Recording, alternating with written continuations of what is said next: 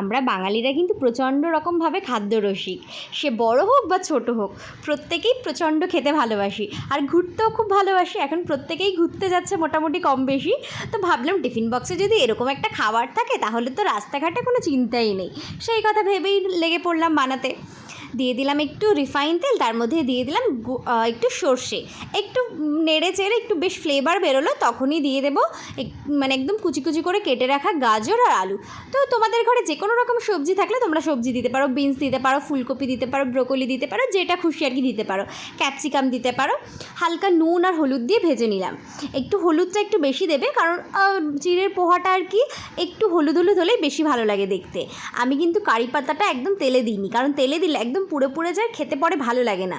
এই আলু আর গাজর ভাজা করছি তার মধ্যেই কারি পাতাটা এবার দিয়ে দিলাম। বাস এবার একটু নেড়ে চেড়ে নেবো, একটু হাই ফ্লেমেই এবার নেড়ে চেড়ে নেবো। কারি পাতার ফ্লেভারটা বেশ ভালোভাবে আলু আর গাজরের মধ্যে চলে যাবে।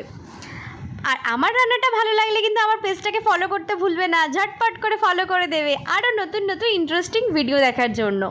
তারপরে দিয়ে দেবো পেঁয়াজ কুচি। পেঁয়াজ কুচিটা আমি একটু শেষেই দেবো, কারণ পোহার সঙ্গে না পেঁয়াজ কুচিটা একটু পরে দিলে বেশি ভালো লাগে, মুখে একটু পেঁয়াজটা লাগে, বেশ ভালো লাগে। আবার একটু নেড়ে চেড়ে নেবো, ওই 1 মিনিট মতো নেড়ে চেড়ে নেবো। পেঁয়াজ দিয়ে বেশি সময় নাড়ার আর কি দরকার নেই। দেখতেই পাচ্ছ রঙটা কিন্তু বেশ ভালো লাগছে, গাজর দিলে রঙটা বেশ ভালো লাগে। দিয়ে দেবো এরকম অবস্থায় কিছুটা পরিমাণ কাঁচা লঙ্কা কুচি। বাচ্চারা খেলে কাঁচা লঙ্কাটা একটু কম দেবে, আর বাচ্চারা না খেলে তো কাঁচা লঙ্কা একটু ঝাল ঝাল হলে বেশ ভালোই লাগে, মন্দ লাগে না। আবার একটু নেড়ে চেড়ে নিলাম। এইবার দিয়ে দেবো চিড়ে। এই চিড়েটাকে না আমি শুধু জল দিয়ে দুবার ধুয়ে একটা ঝুড়ির মধ্যে রেখে দিয়েছিলাম। তোমরা এখানে ঝাঁঝরিতেও ধুতে পারো, বা যে কোনো একটা ড্রেনেজ ভালো হবে এরকম কোনো জায়গায় ধুতে হবে। ভিজিয়ে রাখলে কিন্তু চলবে না, একটু মোটা চিড়ে নেওয়ার চেষ্টা করবে, তাহলে চিড়েটা বেশ ঝুরঝুরে হয়। আমি জাস্ট ভালো করে ধুয়ে একটু জল ঝরিয়ে রেখেছিলাম। দেখতে পাচ্ছ কি সুন্দর ঝুরঝুরে হয়ে গেছে। যত আমি নাড়বো তত বেশি ঝুরঝুরে হবে, তত বেশি সফট হয়ে যাবে। ব্যাস এবার নেড়ে নিলাম। এবার দিয়ে দেবো স্বাদ মতো নুন। আমি সেই সময় আলু ভাজাতে নুন দিয়েছিলাম, সেটা মনে রেখে চিড়েতে আমার নুনটা দিতে হবে। খুব একটা বেশি নুনটা দেবো না, পরিমাণ মতো নুনটা দেবো, যাতে আর কি কম বেশি না হয়। ব্যাস আবারও একটু নেড়ে চেড়ে নিলাম। তোমরা চাইলে একটু চিনি দিতে পারো, সামান্য একটু চিনি দিলে স্বাদের আর কি ব্যালেন্সটা হয়। তো ভালোভাবে একটু নেড়ে চেড়ে নিলাম।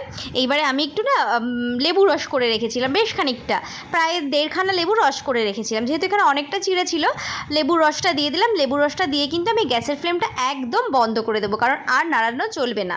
ব্যাস তৈরি হয়ে গেছে চিড়ের পোহা। দেখেছো কত সহজেই তৈরি হয়ে গেল চিড়ের পোলাও, পোহা বলছি সরি, পোলাও।